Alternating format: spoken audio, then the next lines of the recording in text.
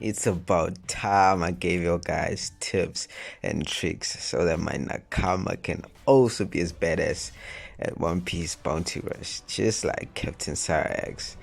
Yo, what's up, guys? This is X. Welcome back to the channel, man. Today I got a tip and tricks videos for y'all guys, man.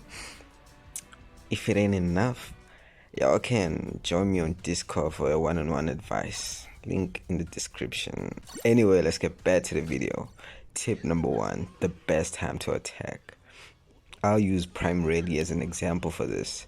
The best time to attack is just after the enemy uses his skill and is in motion.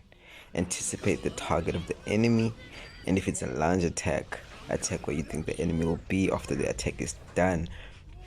Don't wait until the enemy finishes his skill, because he might just like perfect dodge you and you'll be in trouble.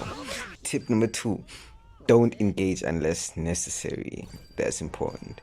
In a situation where 2 of my teammates are engaged in battle with one of our enemies in our territory, I won't help them. Instead, I'll just trust them to deal with it while I go and get us treasure.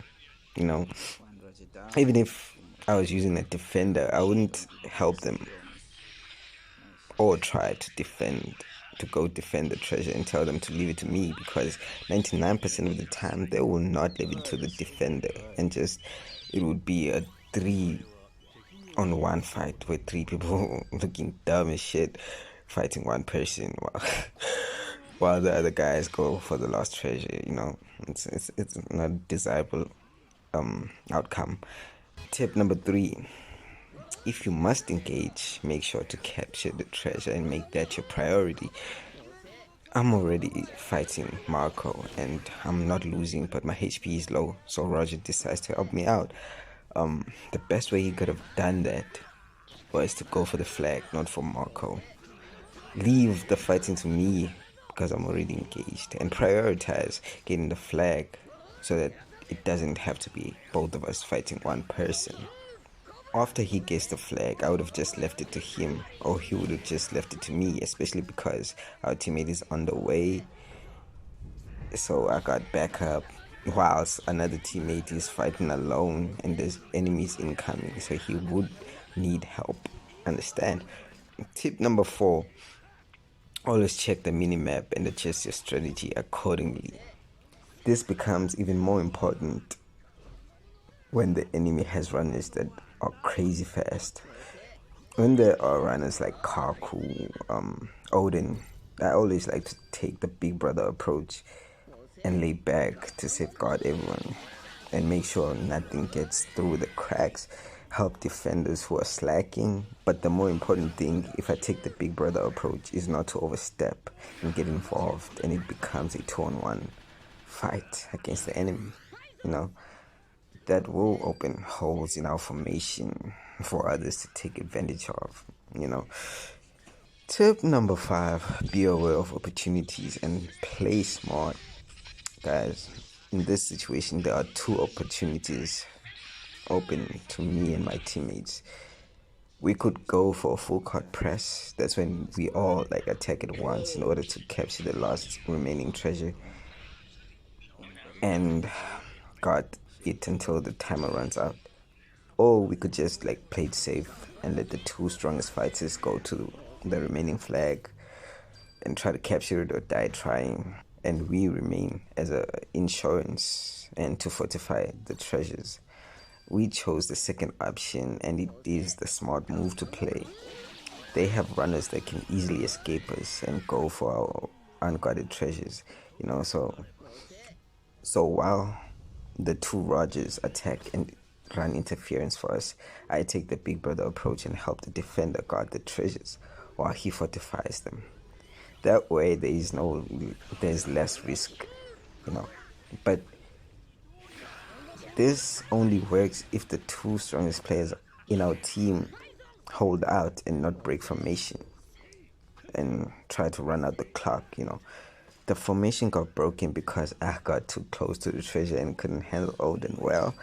So that gave them like breathing room, but couldn't capitalize on it. That's because we still had the same formation. and could deal with the incoming threats.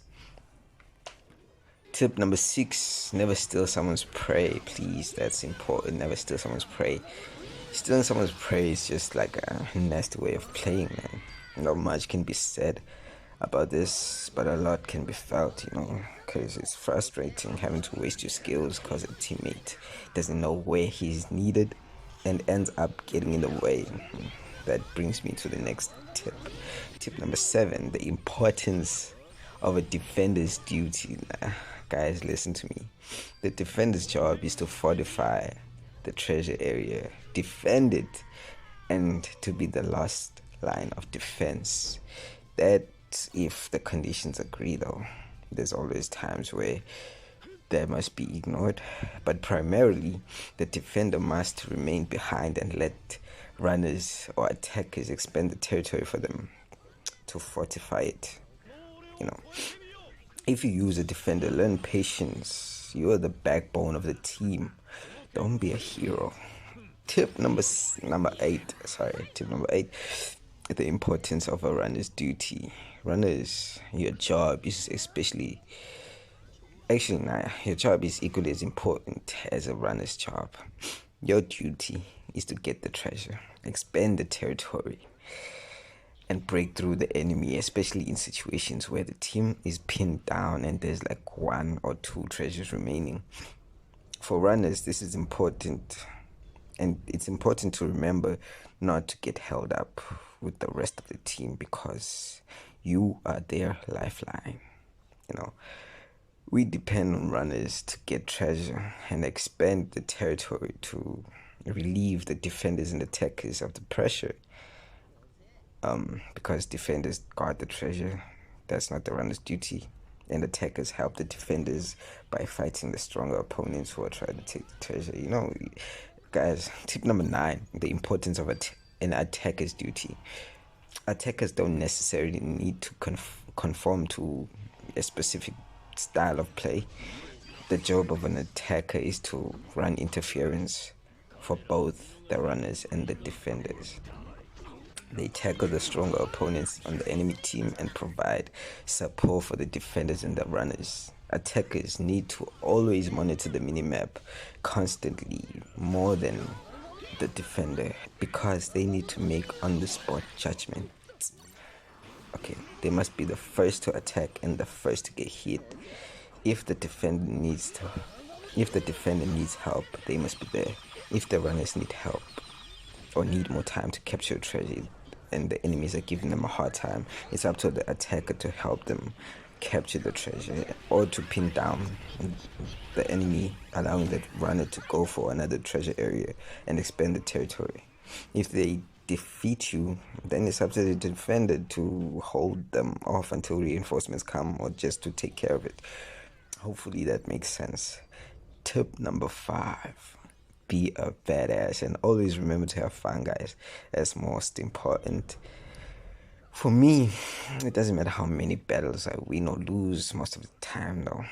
What's more important is that I always have fun while playing this beautiful game. So I would have like a character that I enjoy using. Maybe a new character that I just got who is not even a level 80 yet as the main character in the team, and a strong character like an EX unit as a backup character so that I at least don't drag the team down too much. If I do that, then I make sure that I use like elements that are common between the main and the subunit. Like if I use my Izo, who is at level 77, I typically use EX Luffy, who is also a level 80. They are both blue element characters, both attackers, so that gets me a boost, a support boost of at least 150%, and that will beef up my Izo and make him hard to KO. I hope this has been helpful for y'all, man, and I hope people listen to this tip so that we can upgrade the quality of the game, guys, because unskilled teammates are a huge problem in OPBR. So hopefully this makes sense and makes a difference in the community, don't forget to like and subscribe and go join my Discord, bro. Go. Thanks for watching, man. X out.